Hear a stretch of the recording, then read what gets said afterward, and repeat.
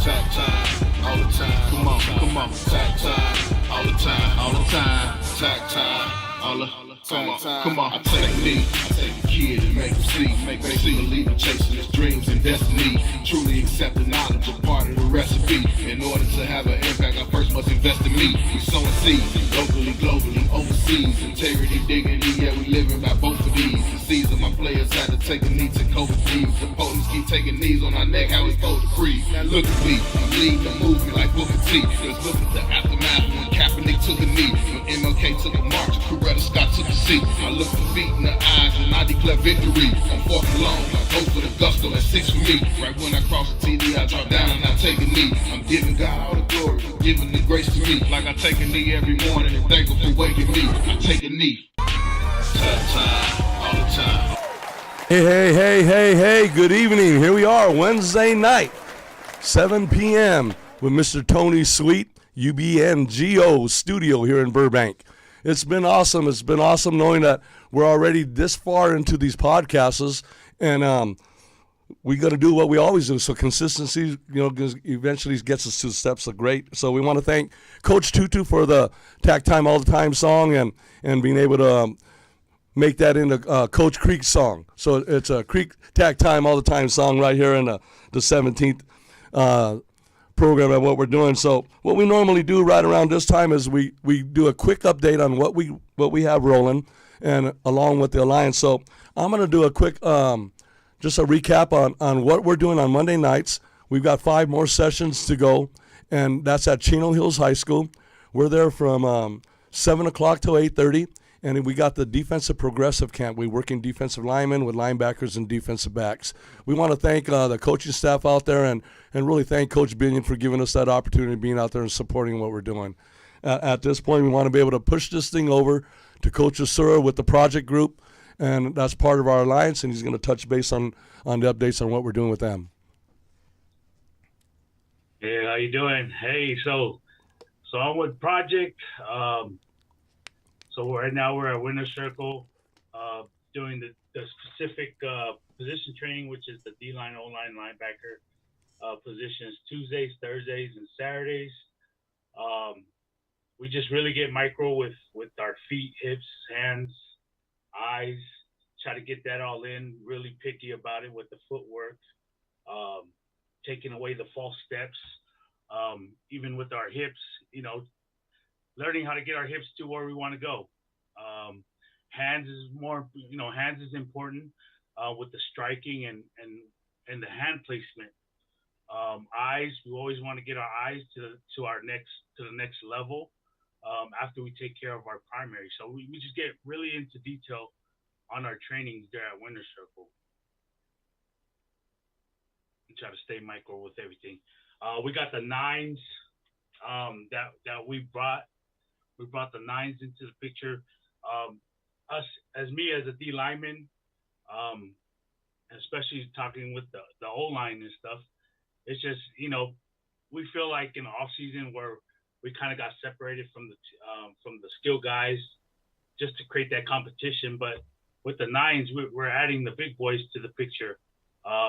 It's like the 7-on-7, but we're just adding 3 O-linemen and 2 D linemen to the equation.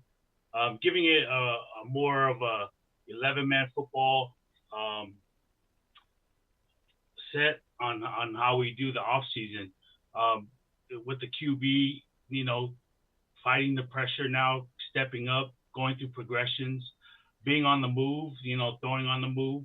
You got your own line working on communicating with the blitzes coming and the stunts that are being ran. You got your D linemen working on their craft with their hand movements and getting through the O line to get to the quarterback. So those are all the little stuff that we put in an equation for Project 9 and try to get this thing going. We have a event coming up April 10th.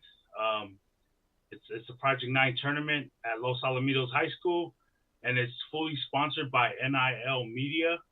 You guys heard that? It's fully sponsored, so there's no cost to the kids. They just come out and get ready to compete and have some fun. You guys need a quarterback? I can quarterback that. Man, you need a quarterback? We need that quarterback. You always need that. You get the quarterback, we got the lineman. That's awesome, Soroy, and I think what you guys are doing over there and getting that in, it's going to really stop the concepts of these kids can catch a touchdown and do all the penalty things that they do afterwards, and if there's an interception, there's no more. This is really football. So we really get that thing rolling. So thanks for updating us on what's going on with Project and all the other stuff that we're doing. Also, what we got going on, too, is our family's got the RTG seasoning. That's my wife and my son and my daughter-in-law. So it's their family business. So there's the RTG ready to go. So and it's not about the seasoning. What we really want to just let it get out there is that there's an experience that comes with it. And there's a different experience in different homes. So awesome when you got an opportunity to do that. We want to thank Milo down in Puerto Vida, down in San Diego, for the things that we're doing over there. We're going to be together again on Friday on a session, a roundtable session that we're going to be doing out there with Puerto Vida. And then at this point, too, we want to announce our Take Any Transition Player of the Week, Student Athlete Player of the Week, and that's Samurai Anderson. We just had the zoo with Coach Turnbow, Solomon Tulialapupu. We had some college kids out there. But Samurai took home with over 70-plus high school linebackers. He took home the MVP. So just want to congratulate Samurai for a job well done. Solomon for doing what he's doing right there and bringing the kids in. And it's the zoo. We tell people, come on in, see how the way the animals act in the zoo. And then after they got to see that whole thing, they got to see which were the top dog animals. And it was a great showcase for linebackers. We had Craig Biggins out there, 24/7 national prep. But it was just an opportunity to put the kids out there and give them a platform. But, enough's enough. Let's get this thing really rolling here. And as usual, we always want to thank Tony Jefferson for giving us the opportunity to be here in studio with Tony Sweet. So, and the cool thing is Tony's he's right now back in the grind because he's got to get ready. He just got re-signed with the Ravens, and we're excited just to be able to sit right here and know that we have an opportunity to share what we do, and it was all provided by Tony Jefferson. So once again, thank you, Tony Jefferson. But hey, we're here because our guest is the head football coach at the University of Verne, Coach Krich. He's been there since 2011. Awesome guy, and when you get to talk to him, you can just feel the motivation, you feel the energy. It's like he's his own synergistic plug, and he gets the things rolling here. But what's awesome about Coach Krich is, he's a solid husband, and that's really important. And then he's an extremely I would say well structured dad, because to be able to do the things that you do. And he does manage a college football team. He's also the head golf coach there. He's got to keep a relationship with his wife, and then he's got to do the father things, and then got to throw in the Tetris up, and then recruiting and all that. I'm like, oh my Lord, I can't even talk about it. What we need to do is just get Coach Krich right here, and he's gonna go over a few things on his steps, his transitions, those harmonic steps that got him to the chair that he now sits in. So we really, truly are blessed to have Coach Krich here tonight. Thank you, Coach. So, Coach, if you can just kind of run through a little bit, because we all know you're a football guy, and eventually we're gonna get to that. But give us just a quick little run through of high school a little bit, and then from there, on to college, and then. Really from college, everybody, when they get to college, they want to think about the big picture, and for you, what truly is the big picture. So let's touch base and let's take the ride, guys. Let's take the ride and jump on the back of the truck with Coach Krich here. All right. Well, first of all, thanks, Coco, for inviting me and being part of this. This is awesome. Being in this studio, and I feel like big time right now. So I'm all excited about being here. So this is awesome.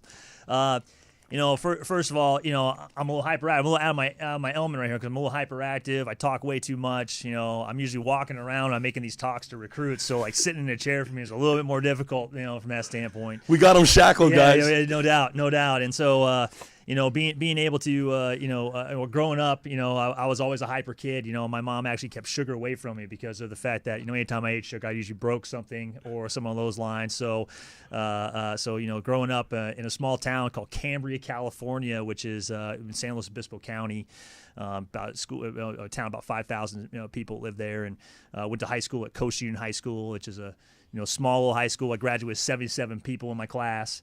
Usually when I talk about California, everyone just thinks of LA and things along those lines. So, it's been a kind of a neat transition, to go from, high school, small high school, played, 8-man football, and decided to go and try my skills at a Division II school at Colorado Mesa University in Grand Junction, Colorado.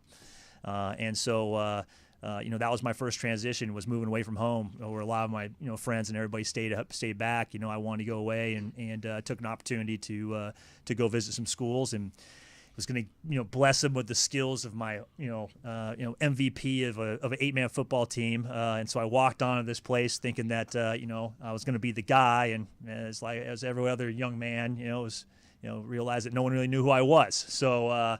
It was a great opportunity for me to kind of be humbled there, and interesting fact. And I talk about this a lot of time in my recruiting, because one of our values as a football program is to finish. I learned this from my mom. And when I was 3 days in on camp, my mom, I got dropped off there, and about 3 days, being there, my mom just kind of said, or she said goodbye, and I called her about 3 days later. I said, hey, I want to come home. I was lost. I was way out of my comfort zone. I was uncomfortable, and I wanted to come home. My mom just basically told me no. She's not. I think she was happy I was the last child, so she was glad I was gone. But more importantly, she knew what was best for me. And I talk about this a lot with our younger players and things along those lines, because at the time I was really upset at my mom because she wasn't going to come get me and save me from this this opportunity that I had, and she just told me hey, we've been scheduling you to do this since February. So, we're not going to let 3 days ruin, what you've been planning for the last few months. And so you're going to stick it out. And so, it's kind of interesting how things work, because, from that day forward, or from this day forward, I'm always thanking my mom for that, and where I was how mad I was. And now I thank her every day, because that opportunity was best for me. She knew it was best for me and put me in that position to be able to be where I'm at today. So that was a great learning experience, and playing college football was amazing, I was a walk-on. So, I spent 4 years I was a 4-year letterman, but I walked on, registered my first year, and then ended up, my senior year finally making and having an opportunity to get a scholarship. And, that was my only opportunity to play was, for a starting position was, you had to earn a scholarship. And I finally did that my senior year and achieved all my goals from there on out. So, it was just, it was a great opportunity. And if a small little 8-man football player like me can go and play college football somewhere, I think anyone can. That's part of the reason why I do what I do. So, that's kind of crazy, sir. We tend to see that all the time. Yeah. Where kids go abroad, and they're going to go out, and then they cave in. They cave in, and they want to get back. Or a lot of them say, well, I'll hang out a football season, and they'll never go back. Yeah. But you want to do it in 3 days, and thank God your mom did what she did, because there's a lot of things that happen after that, Coach. Mm-hmm. The transitions and pivots in your life. Like, we wouldn't be right here if your mom didn't say, no, make that happen. Well, she really brought up a good point, because she talked about the fact that, hey, this is a really tough time in your life. I understand you're going through this transition right now, but you got to go through this transition, because the next tough thing that's going to happen in your life, you quit this, the next, tough thing that's going to happen in your life, there's a great opportunity that you're going to quit that too. And you don't know what, you're here for a reason. You're going to do this. And it was the best thing that happened to me. I mean, and from that point on, I wasn't afraid to move to, Hayes, Kansas. I wasn't afraid to move to Sheboygan, Wisconsin, to Decatur, Illinois. All those opportunities. I mean, it just opened up, and I knew I could handle anything if I could get through that one moment, and I did. It's weird how a higher source gets us prepared. Yeah. And things that happen in your life are definitely reps that you can always go back to. And the cool thing about it is now, you're in a situation, Coach, where kids are coming in. So you're not talking out of the side of their neck, about trying to keep someone in there and keep that mindset right and keep those goals still lined in. You had that rep. Yeah. So authentically and genuinely, when you talk to them, I bet they feel that. Mm-hmm. And I think that's a great tool to have in a toolbox. Don't you think, sir? Because we hear about it all the time. And one of the things that we hear all the time is coaches didn't even care. Yeah. He never even worried about whether I was happy or not happy, or never recognized my posture. Mm-hmm. And I think that really helps, Coach. Well, the first thing I do when they all come in is that I make an effort to make sure I know everyone's name day one. Because when I showed up that first day, as a walk-on, no one knew who I was, and no one cared. For the first 3 months I was there, it was, hey, 35. That was it. Because at first they knew my name because my tape was on my helmet, but then as soon as that tape got worn off, they forgot who I was. And so, I remember how that felt. And I tell that story to recruits. I tell that story to the recruits' families and things along those lines. Just because I know what it's like, and it takes a lot of courage to make a decision like that. It takes a lot of courage to go through and say, hey, I'm gonna go play college football, and I'm gonna go do it at this school. And the one thing that Inky Johnson had a great quote. Courage is the commitment to begin without any guarantee of success. And so one of the things that I took from that is knowing that hey, it's you're taking a leap of faith basically, and when you make that leap, it's the right decision. It always is. That's why you're doing it. So it's that's always what I've kind of gotten from it. You touched base a little bit about when you were done with college. You went here, you went there, you went there, but and you're right. When you get going, you can rattle, you be fast and everything, Coach. I can see that the energy's crazy, but let's put that thing in reverse a little bit, and let's look at you ready to graduate out of college. Mm-hmm. And when you're ready to graduate out of college, then you have a big picture in your mind. You're thinking, okay, I want to be a football coach. I probably want to be a head coach. I probably want to end up somewhere where it's comfortable for my family. And then the thought of family. Oh, my God. Yeah. First of all, I got to pick up my game and find somebody. And then once you find somebody, then you got a Jackson, right? then you got a Jackson. Yep. But can you touch base on, in your eyes, the chair that you sit in today, how and when you're in college and you're thinking about what you want to do, mm-hmm. Are those steps have been accomplished to where you're at? Yeah, Can you talk about the big picture for you, please? Yeah, the big picture for me was, when I started going to college, what I wanted to get into was I knew I wanted to do something with recreation, athletics, things along those lines, because it's always been such a big part of my life. But, for me, it was kind of it was interesting because, for me, I knew I didn't want to go into high school coaching. That was the one thing. And so, I kind of, had a bunch of friends that were like, oh, yeah, we want to go into coaching, do this and do that. And for me, it was like, college coaching was my pinnacle. I want to be a college football coach. And so I actually stopped. I didn't do any high school, classes or anything along those lines to get my credential or anything along those lines because I felt like that was always going to be my backup plan. And so, I feel like if I had a backup plan, that's probably what I'd fall back to. So I ended up, to get my degree and left myself no other option but to move forward with the coaching aspect and go into college coaching because I didn't have a credential to do high school. So it was the best thing that I did because I knew if I had that high school credential, if I didn't make it at college, I was gonna fall back.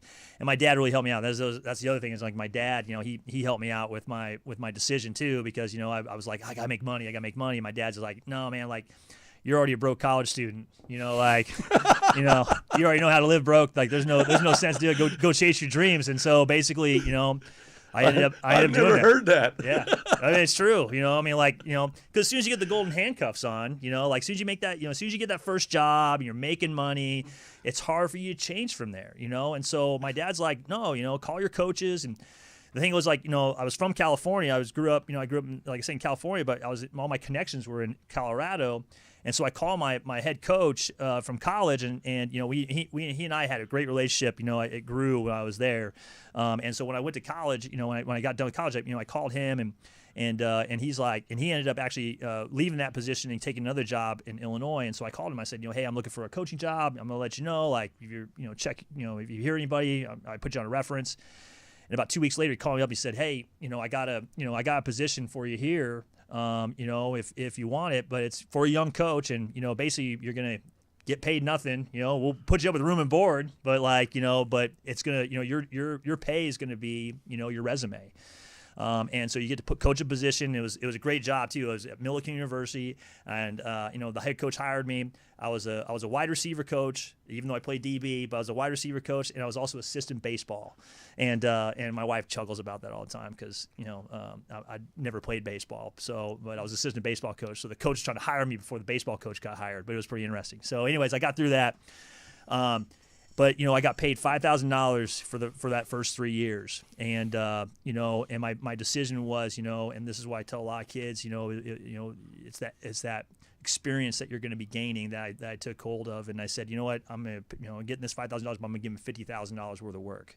You know, so, you know, being the first one, the last one to leave, anything those coaches needed, you know, I was the gopher, I was the film guy, and you remember back in the day, Coach, we had stacks of VCRs, you know, exactly. I mean, like. So like that was what I ended up doing, and you know, it really propelled me into, you know, getting my next job, which was, you know, at Fort Hays State as a graduate assistant, and you know, I got my master's paid for, and you know, and that's where I met my wife, and kind of things took off from there. You know, that's cool, Coach, because when we look at all of that, and here you are, a head coach in football. Mm-hmm. So the whys of football, you know, like, you know, when you're thinking, I want to be a coach, and people are going, you know, they're thinking about why.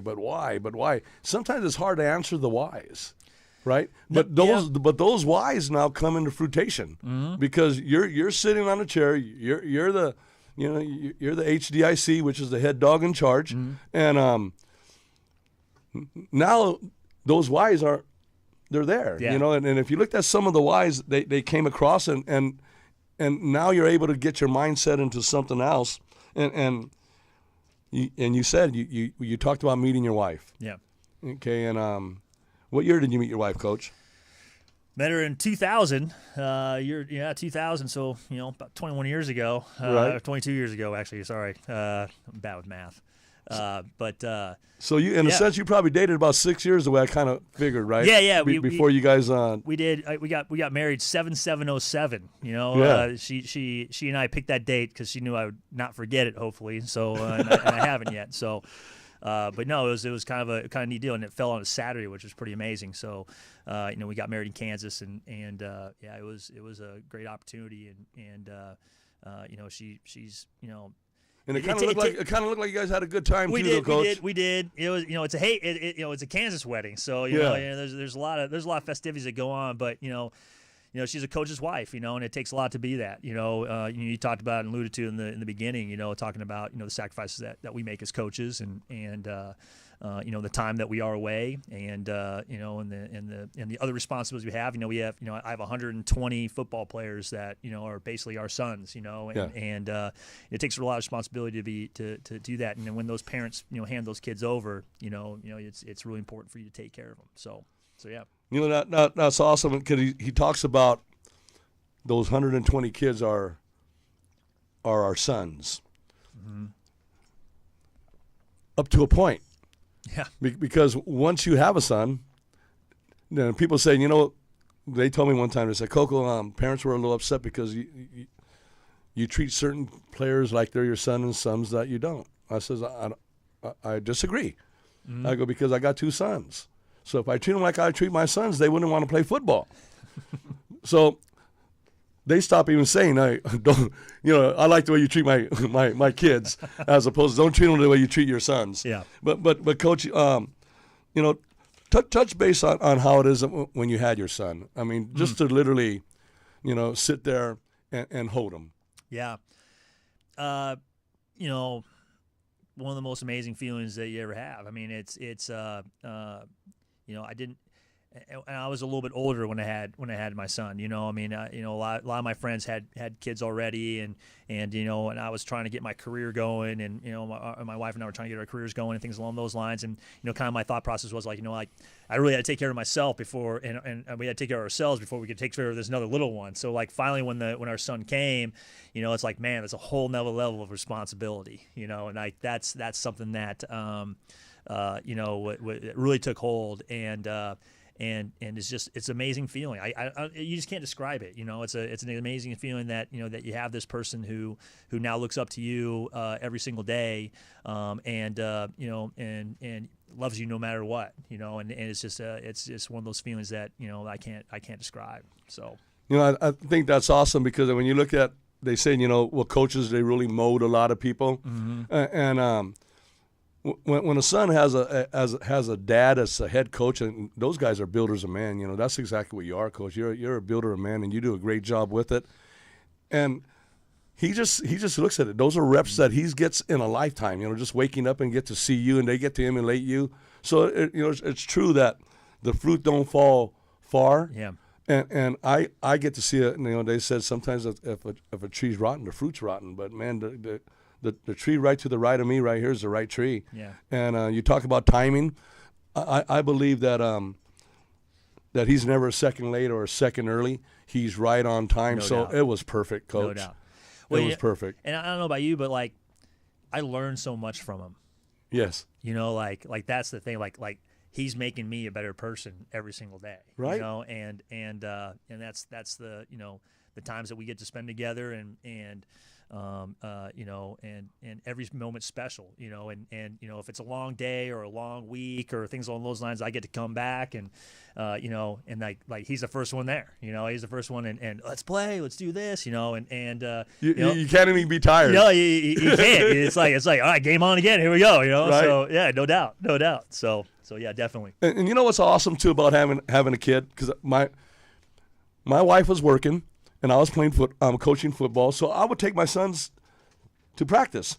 And one of them was on a stroller at one time, Walla, Yeah. right? So the cheerleaders watched him. Then my other son, he was able to, the team embraced him. Yeah. So it's like Allstate, they're in great hands. They're going to be well taken care of. No doubt. So I think that's awesome, Coach. But you know what? When you get to all that point and you've done that, now here you are, you're sitting with the family. And to me, I look at the phase of where you're at. That's where the concept of legacy starts to come in. But people don't really look at it until at a latter age. But when you do the things that you're doing, you are already establishing your legacy. So people say, well, a legacy is when I'm on my way out. No, it's not when you're on your way out. One of the things we had a gentleman on last week, the Kuya, and he talked about celebration for life. So and when you look at celebration for life, and we're going through that right now. My wife's the patriarch on my wife's side is he's getting to the last days, and so it's going to happen anytime. So there's going to be a celebration for life. But what I like what Kuya said is that might as well get and celebrate while they're alive a little bit. Yeah. And get more people around you. We're blessed because we're always around a lot of people all the time, right? But what I did notice, though, is that you keep, in a sense, an entourage. You've got these different circles right there, and that celebrates life the whole time. Yeah. And your kids gets to see you do that. So that's a nice template that's right there on that other side. But can you just touch base on what would you feel that you want people to look back and say, this is what Coach Krich was about? Yeah, I mean, and I have a great, I've had great mentors, but the place that I'm at too at the University of Verne, it was built upon, a legacy of a man named Roland Ortmeyer, who was a little bit of a different type of coach. His coach is all about participation and things along those lines, and making sure, like, he had this weird philosophy about, okay, hey, I want to win 50% of my games, right? So like that, he wanted the perfect balance, right?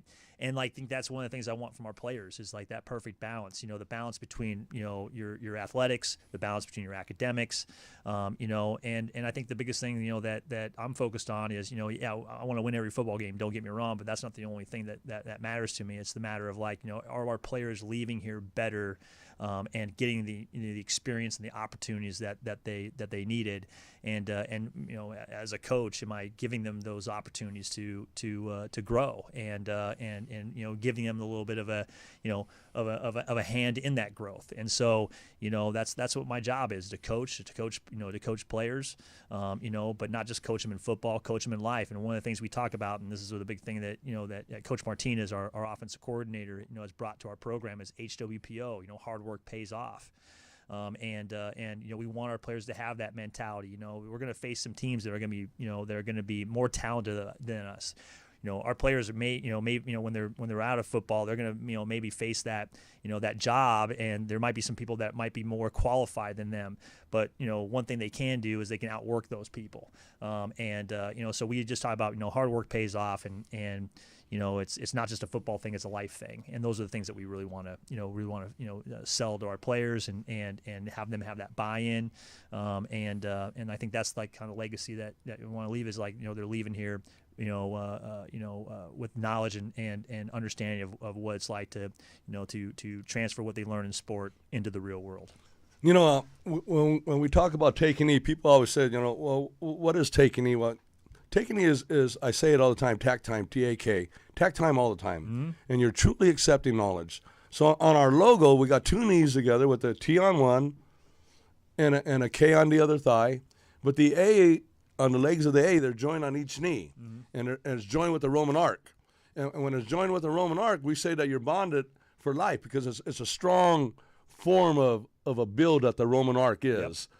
So by doing that, you get to get your fibers in. When I notice, and just listening you talk about a legacy, you talked about Ortmeyer, you talked about what he wanted to do, and that's not coming in there saying, I want to change everything. That's coming in there saying, I want to embrace it. Mm-hmm. And then you embrace, you talked about Coach Martinez with that.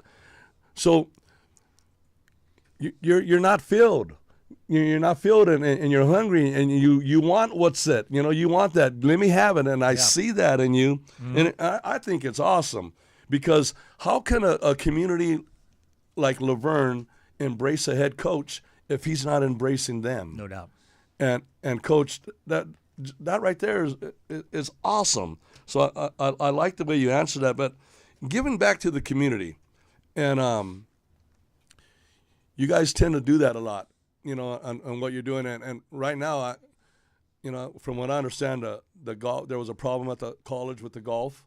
Mm-hmm. So all of a sudden, Coach Krich, Coach Krich is now the head golf coach, right? And he don't even get to golf. He's actually got to watch. I'm thinking, how's your golf game? He goes, I don't get to golf. But that's giving back. That's saying, you know what, the kids need this, and then we're going to do that. And then I seen also some of your kids, they set things up in the community and to get a few things to work over there. And I looked at that and went, that's exactly what Coach Krich does. Yeah. So you have your son in Jackson that's going to be able to, it's right there. He's going to be able to do things that you do. But now your kids are starting to act like Coach Krich, right? Yeah. And then now you've gone through a couple graduating classes now. And now you're working probably on your third graduating class. Mm-hmm. That group of that right there, they all act like you. Their kids are going to act like you. Mm-hmm. So that's part of that right there. So can you just touch base on how important it is to give back to community? Yeah, I mean, I learned this from Coach Rodriguez. He was our defense coordinator back in 2015 to 2017, and he always talked about servant leadership, right? We're all destined to lead, and we want to be leaders, and our players want to be leaders, and things along those lines. But the only way you can truly lead is you have to serve, first. And so we want to make sure that our players understand the importance of serving others. We talk about it all the time in our program, like, hey, our goal is to make people's lives easier, not tougher. In fact, I forgot. I should have sent you some pictures. We just recently, we had this. We were talking about doing that, and we have an accountability group. So we have our guys in, right. So they're battling for accountability points, and they get to do things. They get minuses and pluses. If there are things positive, they get pluses. If something happens, I get like a negative email, they get negatives and things along those lines, or whatever.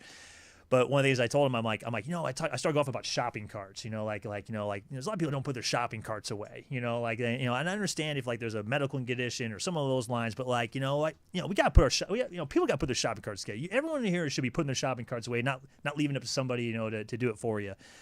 And so I said, I'll give 10 points to everybody who puts shopping cart away. Next thing you know, we had every kid in the whole, I think we took and put away every shopping cart in the whole town of Laverne, and I was getting videos and, I did 10, I did 20, and like, it was crazy. I mean, that was just a small thing, but going back to it, like I said, it's like, doing things for others and learning how to do that can help our players understand how to be great leaders, and leading the right way. It's not leading is not telling somebody what to do. Our definition of leadership is consistent, commanding, positive, and engaging, right? You have to be consistent. You got to be, commanding because you got to know it better than everybody else, but you got to do it in a positive and engaging way. And what better way than to do that in the community, and you show the picture of our players that were out there in front of the store, but our school does that too. We have a community service requirement at school, and those young men were actually selling something for charity that they created. It was a business integrated program, and they build a product. They develop it, they build it, they work as a team.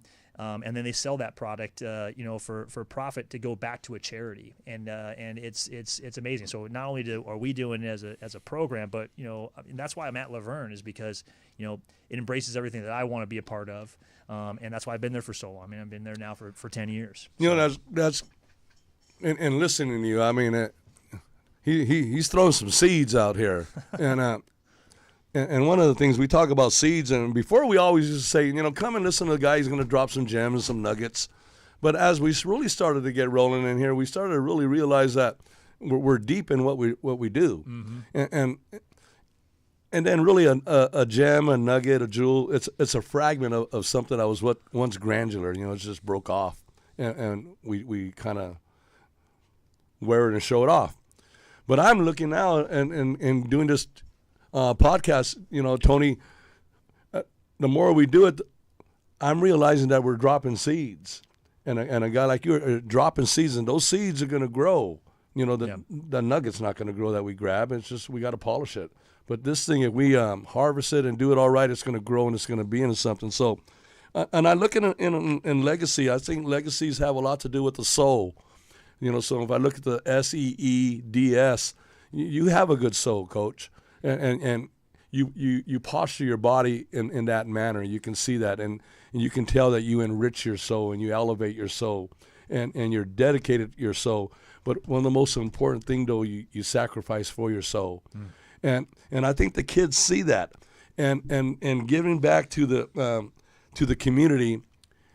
The only way that's going to happen, people say you have to do it, and everybody says, the hope. So to me, hope is useless unless it's followed by action.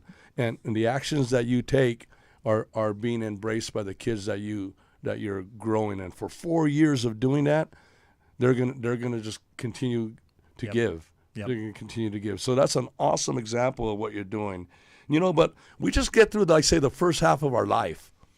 So when you get through the first half of a football game, you kind of go into at halftime, but sometimes at halftime you might be losing. You can't be doing the same things in the second half because you have to make adjustment. You're losing, or it's a tied game, and then you got to come out. So you can only go back in a sense. I want to get these 3 things in the first half of my life because they're going to help me in the second half. And we kind of did that because they had a pandemic. We had COVID, and we were forced into creating a second half of our life. And they said that we were shackled. And when you're shackled, you can't do nothing. But I looked at you as, how did you pivot? How did you get it done and stay positive? In other words, don't shackle me, right? So when you look at your second half of your life, you're already solid in what you're doing. So how do you address and manage, in a sense, your umbrella? Everything that's under that umbrella. Your family activities. Really, who's on your round table? The guys that you really trust that you can bring in there and talk on that thing. And then what is really next for Coach Krich? In the second half of this life, that you got to take that. So just kind of, in a sense, touch base on on family activities to make sure that thing is harmonically always rolling right. And then we want to kind of know about, who's your round table guys, because some of the things I looked at, but I'm going, oh my Lord, you got football coaches, the wives and all stuff, all in a marriage wedding and lining up like they're ready to go take some people on. So let's touch base on that, Coach. Yeah, I mean, there's a lot of unpacking that in that last question, and talking about the future and talking about what lies ahead. It's difficult for me. I mean, I live day by day, from that standpoint, and we kind of play, go seat of our pants a lot of times, and a lot of my decisions ever I've made have always been that way. I mean, you've coached me before and making some decisions on that football field, go for a fourth down or go for a 2-point conversion, things along those lines. But I'm always kind of this go for it guy. For our family, I mean, just embracing our family, and you talked about COVID a little bit. We learned a lot about ourselves, during COVID. I mean, that was a time where we got kind of shackled in, like you said. But it was a matter of like, do we utilize that as the reason why we're not going to be successful, or do you utilize it as an opportunity for us to be successful? And so those are the things that we want to make sure we really do. So like that's we made the most of what we could make, and for us. As a family, we did a lot of walks. We did a lot of outdoor activity. We had some friends that we call our friends that did that they're kind of following the same rules we followed as our double bubble. They had kids, and so we want to make sure our son had some interaction with other kids too, and so we just had this group of friends that we were able to kind of mingle with and along those lines. But that's what it's all about, like friends, family, getting opportunities to be together, and I think that's one of the things that's really important for me, and what my next chapter is going to really kind of be focused on is being with the ones that you love, and knowing that times keeps going by, and spending those times with those that you love, family, and it's really important. And great pictures up there with my wife right there. She's gonna love that one.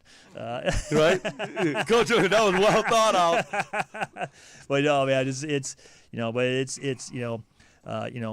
I love being at Laverne. I love what I do. We talk about, making the big time where you're at. I'm not at USC. I'm not UCLA. And I'm okay with that. I'm a small school guy. I love where I'm at. I'm a head football coach in Southern California, I embrace that. And it's just something that, my family embraces, and there's be a lot of people that trade places with me in a heartbeat. If that job came open, so I'm making the most of that job as I can, and the opportunities that I have in front of me. It's crazy sometimes. In football world, and I'm going to use that just as an example. People might be searching everywhere. I got to go this. I want to get over here. I want to get in here. But they don't even realize the blessings they have under their nose. Yeah. Yeah. We talk about it all the time. It's right there. It's like, I tell our players, focus on what you have, not what you don't have. Because, someone would trade places with you. That's the one. Someone would trade places with you in a heartbeat. If we always look at what we don't have, it's that we just you're never going to be satisfied. So really embrace what you do have, and understand that.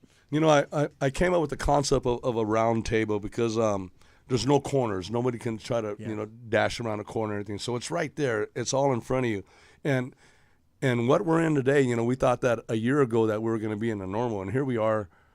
Nothing's normal anymore. Yeah. So there's transitions and pivots that just keep rolling around. So in that phase, I think I've gotten closer to a lot of different people. So I've been able to in a sense establish some round tables where at least we can sit down and have. And you talked about it. We want to be lined up with the same people, with the kids and that's all I did. Yeah. Right. And for me, it got me over the hump. Yeah. And what I'm doing, and then people that I thought were going to be in my roundtables are not in my roundtables. Yeah. You know what I mean? Yeah. Because the COVID gives you an open mind. I mean, all this thing it says, hey, I got to do this, and then, you know, commonalities get commonalities, and you end up Yeah. with each other again. No, I know. Right? No doubt. No doubt. You know, so when you look at that, have you guys established roundtable concepts or you know, talking groups for the kids? You know, adults, we get to do that in a coach's office, but Yeah. Well, we do. I mean, like one of the things that we talked about is you know, we have such a big network. You know, I mean, like you know, as a football coach, especially a football coach at a college, you know, you have your alumni, right? And your alumni is this huge network that you're trying to establish. And one of the things that we try to do is, first of all, you know, this goes back to my days as a player, but you know, what I really want to establish is when our players come into our program, you know, they have a transition from high school to college, right? So our upperclassmen treat our younger players just like they were treated, right? And we established that from a long time ago of our seniors help, you know, right? You know, Ortmeyer had a quote. It's like it was those who can should help those who can't, so that those who can't become those who can, right? And so, like, that's like the pivotal part of where we start with our upperclassmen, is that they need to make sure that those young guys are your last opportunity to have a conference championship and to go to the playoffs. You need those guys, so you got to bring them along with you somehow, some way, and you got to do it once again in a positive and engaging way, right? As a leader. So those are the things that we really put in place, you know, for our players to be able to do that, and you know, so building that roundtable is all about that network, right? You know, and football is nothing more than just building relationships. And, you know, I'm gonna tell you right now, like every job that I've gotten had to do with, you know, my network, you know, Right. like, you know, now they didn't give me the job, but they got my resume maybe in the right pile. Then it was up to me to make sure that, you know, I was able to get that job. But for the most part, it was, you know, it's that network, and we try to get our guys a network. So during COVID, for example, like we had alumni that would come and talk to our players. You know, the vice president of Fox Sports, the, you know, a person who was, you know, a sports agent. You know, we had a chief of police from Houston that, you know, spoke to our guys all in a Zoom setting because we couldn't do anything else. We were all at home. You know, we were, you know, for 17 months, our guys were away from each other. So we had to find a way to build this network and this round table around there. And you're right. You know, when you get into, you know, you really want to be around the people that you care about. And so, you know, trying to help our players understand and learn and build that, you know, the networking is huge for us. And you know, that's something that we really focused on. So, you know, Coach, as you get into a second half of the thing, and now it's really important to making sure that your knowledge is, you know, your reps, they're all in there, so you're able to share the thing, because you got to get over a few things here. So when you look at passing that knowledge forward, you know, and it's going through it, knowledge has been passed to you. yeah. Right? Knowledge has been passed to you. So in that thing, I'm gonna throw a few names out there, and in about 20 seconds, kind of give me a glimpse on the importance of that person. Like, let's say Coach Warsaw. You know, you and Coach Warsaw touch base what he does for you. You know, one of my best friends. You know, I mean, here's a young man from England who you know, who when I was a college coach in Wisconsin, we had a coach that left, and Coach Warsaw you know, applied for the job all the way from England. And he ended up you know, getting the job. Our head coach actually ended up hiring him because he was the first fax that came through. And so you know, he ended up you know, coming over and ended up becoming my, you know, one of my best friends. And he looks at the game differently. You know, I embrace you know, the fact that, you know, a lot of people will look at a young man from England coming over to play college football or to coach college football, and they might see that as a oh, what are we doing here? But I was curious about him. I'm like, what made this guy want to coach college football in the United States coming from England? And so, you know, instead of you know, judging him, I was curious about him. And the one thing that I found out, and this is the reason why when I got the head coaching job, you know, and he and I had been friends for a number of years, and he worked at different places, and I was working at different places. And when I got the head coaching job at Verne, I was like, I'm hiring Coach Warsaw to be my offensive coordinator off the bat. he saw things differently than everybody else, and that was an advantage. You know, and I learned so much from him, you know, because the way he saw football was different than the way I saw football growing up, because he was, you know, from across the pond, you know, and so like it was definitely an advantage for that, and like I said, you know, if more people would go through, be less judgmental on things and more, you know, curious about people, you know, then there'd be some better opportunities from that standpoint, from them learning from that person instead of just, you know, brushing them aside. So, you know, and Coach Worsel, man, he's on it. You know, he's solid. He's solid, man. He's doing some great things. He's out in Akron, Ohio right now, so he's doing great things. Yeah, so. he's solid right there, Coach. In quick 20 seconds, take a knee. What do you think of that when you hear it? When I hear it for our truly accepting knowledge, Yeah, you know. Well, you know, I think of you, Coco, on you know, bringing it to me from that standpoint. You know, but you know, it's also, you know, a lot of different you know, aspects of it, and the challenges, you know, that people face and things along those lines, and really, you know, like I said, truly accepting knowledge from that standpoint. yeah, you know, and if you looked at your family, you know, your wife, your son, you. What would you, in 20 seconds, the value of that that comes in your heart, in your life? Oh, man, you know, you're hitting me on that. You know, with the value that my family brings is, you know, the stability that, you know, that I have as a person. You know, I mean, it gets me through the day. You know, I mean, there's you know, I mean, being a college football coach isn't always, you know, the you know, the rosy and along those lines. You know, I really have to, you know, to lean on my family. I gain strength from my family. You know, my wife and my son give me the strength to continually do this. You know, when I volunteered to be the golf coach, you know, we were like, well, what are you doing? You know, like why can you add more to your to your deal? But the thing was, is like those young men didn't have an opportunity. They didn't have a coach. You know, and they're in season. They need somebody to do that. So the you know, the men's soccer coach and myself, we kind of got together. It's like, let's do it. You know, and you know, and my wife understood. Like that's the one thing that my wife and my son, they understand that, you know, that you know, my purpose and what I'm trying to do and who we are as people is to help others and you know, and you know, it was an opportunity, you know, and that was the thing. And you know, those challenges, those being uncomfortable, I mean, shoot, you know, that's what allows us to grow. So, you know, that's the main thing, you know, and you know, things like that. I'm not great on camera, so like, you know, but it's allowing me to grow a little bit, you know. Right. So like just accepting knowledge in that standpoint is huge.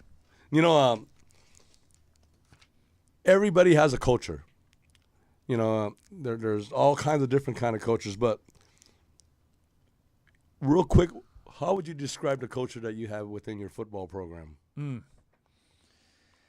You know, our culture within our football program, you know, we defined it with 6 different things: brotherhood, toughness, competition, energy, enthusiasm, juice. We put a lot of this together. Discipline and finish. You know, I mean, they're all things that it kind of, you know, that our players kind of put together. We're a player-driven culture system, meaning that our players have ownership in what we do. So we ask them, you know, questions. We want them to be involved with building who we are. You know, the best part about our team right now, and this is the one thing that I it's getting to the point where I really want it to be. But our players, you know, like I'm not the one that has to tell them to work hard. I'm not the one that has to tell them to get behind the line. They just do it automatically because they understand the value of that type of doing those things, right? So, you know, they have the discipline and the understanding of like we're going to show up to weights at 5:30 in the morning because it's the best thing for us to do. It's going to allow us to be successful, right? You know, I learned a long time ago, well, not a long time ago, you know, I learned at one point, you know, that, you know, my size 11 foot can't keep motivating young men, right? You know, what motivates young men is they have to have that inner motivation in order for them to be truly successful. If I have to keep, you know, yelling, screaming, you know, kicking them in the rear to get them going, their only motivation is going to be that size 11 of me kicking them in the rear, right? So how do we change that? And so you know, the culture has been to change it from, you know, instead of, you know, motivating with yelling and screaming to motivating with, you know, hey, this is the reason why we do it, and teaching them why we do it in order for them to find success, and also to be able to say, okay, hey, it's in my best interest to do it this way because this is the best way for me to be successful on this team. You know, that's awesome, Coach, because when that knowledge comes into play, and you can go back to like Coach Warsaw and you know, you talked about taking the truly accepting knowledge, and like all of us, hey, both of us are here today because our wife gave us permission, and we understand that. You know, Yep. It came a little earlier, Tony. We usually say that at the end, but the culture is incredible because you talk about it. It leads right into our next one. It's called the Work to Win Mindset, a championship elevated vision. And what was the things that got that to get in a set? How do you create that work to win mindset? You know, and how does it get to a champion? You just explained it all right now. You know, I was ready to ask you that question. I'm like, man, he just explained I jumped ahead on you. You jumped ahead on me, but when you have that, Coach, the mindset to win is it's not winning games. It's just are you better today than you were yesterday kind of concept. You know, but can you touch base on how do you get the kids to not be down on themselves and then just to create that momentum to go forward in the times that we're in today? Well, and I think that's why, you know, if you're coaching to win football games, you're coaching to win any game, period. You know, you're kind of going the wrong direction. You know, what you need to do is you need to coach players to be the best version of themselves, right? And just in general, you know, I was having a discussion with a young man today, you know, talking about, you know, being successful, and he's a, you know, super talented player. I mean, like, you know, gifted athletically, you know, smart on the field, you know, but has been struggling academically, not because of, you know, he's struggling academically, not because of the fact that he doesn't understand or know it, but he's struggling academically because his lifestyle is keeping him from being successful. And so it was talking about, you know, helping them, being successful through that, right?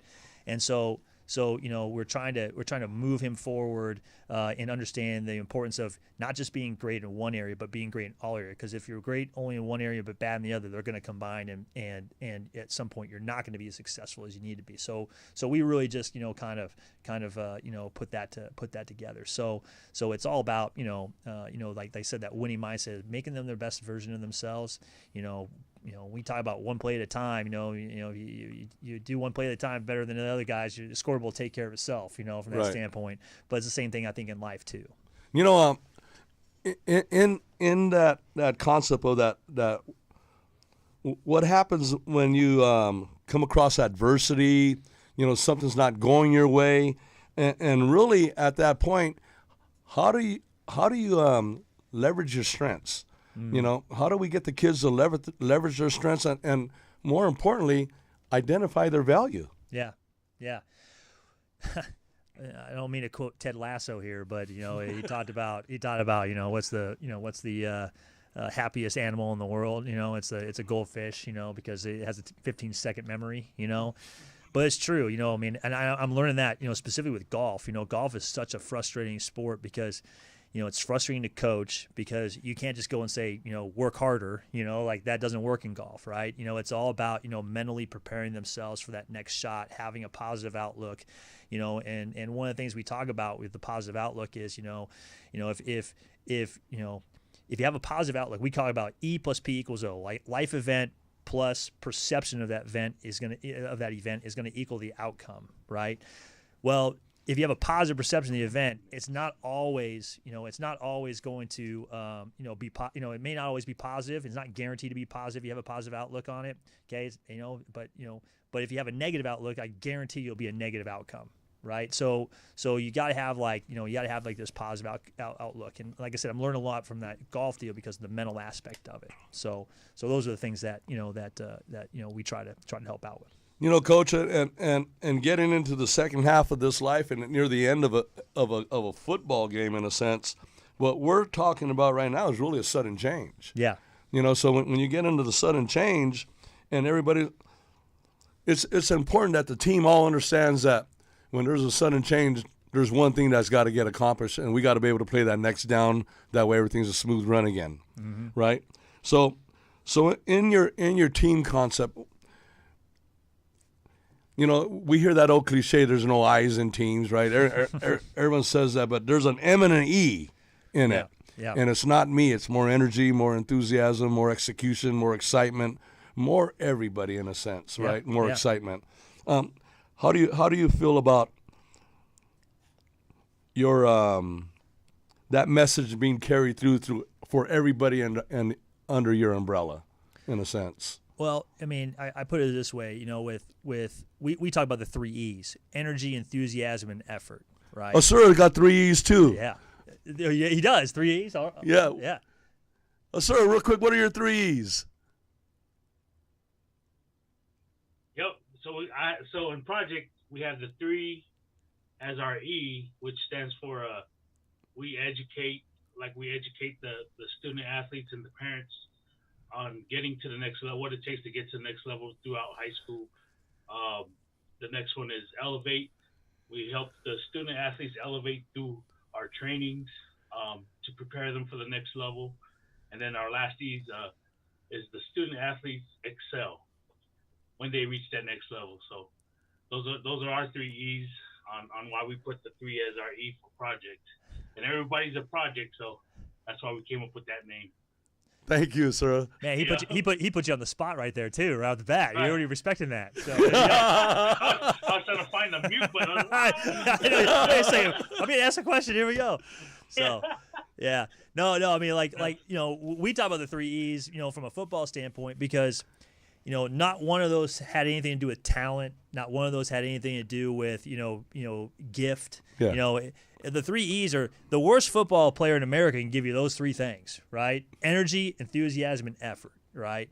And so it's about that, going back to a mindset, right? And how do you get through a sudden change? Well, you can do those 3 things, and going back to that whole, how you look at, at an event, like we try to get our guys' mindsets, changed into like, okay, this happened to you. This life event happened to you. Okay, it happened to you for a reason, right? So the what can we gain from that? What can we learn from that? How do we take that that negative event that happened to you and change it into a positive?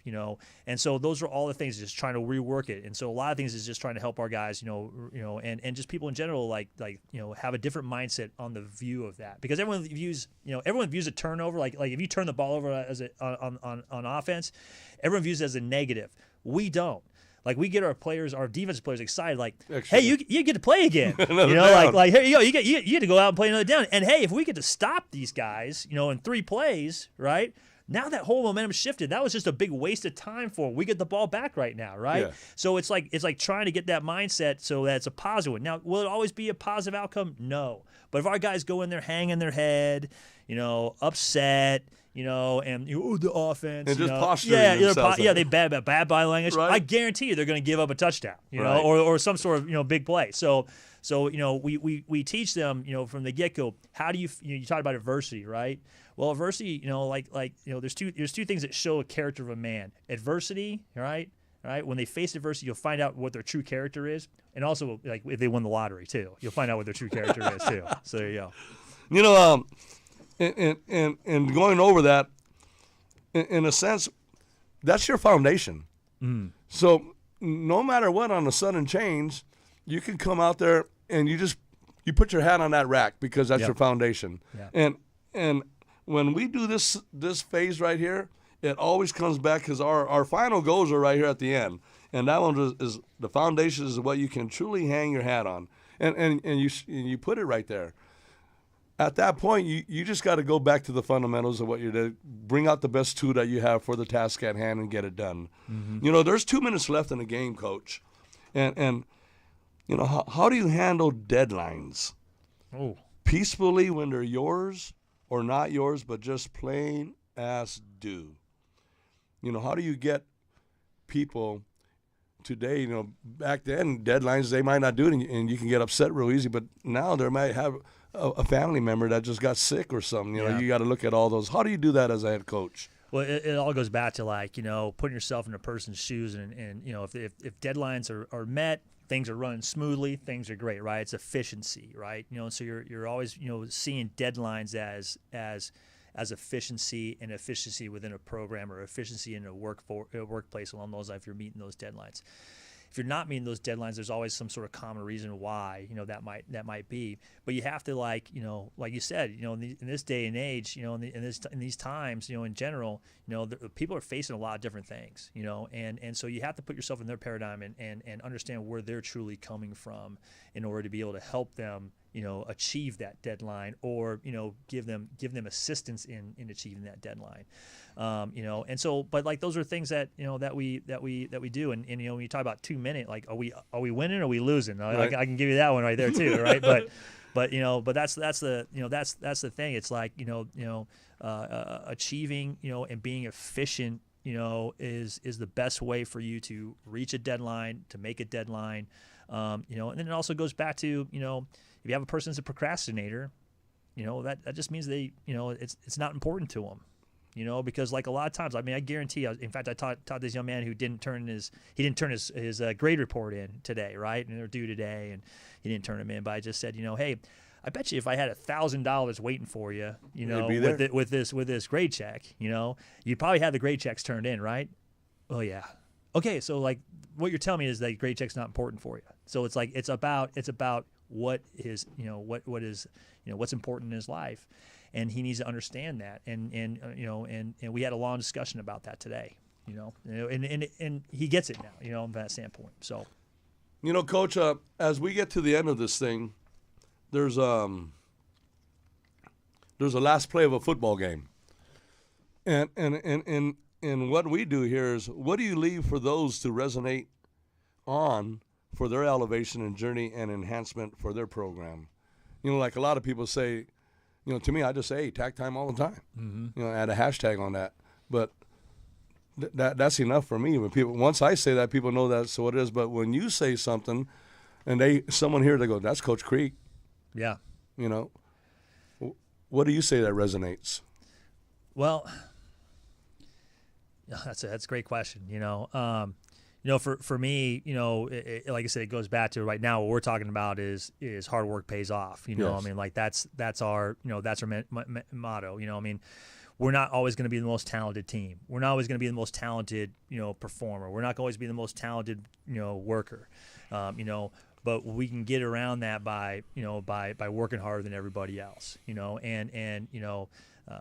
Going back to a quote that's in our weight room, hard work beats talent when talent doesn't work hard. I mean, like those are. I like that one there. Yeah, those are.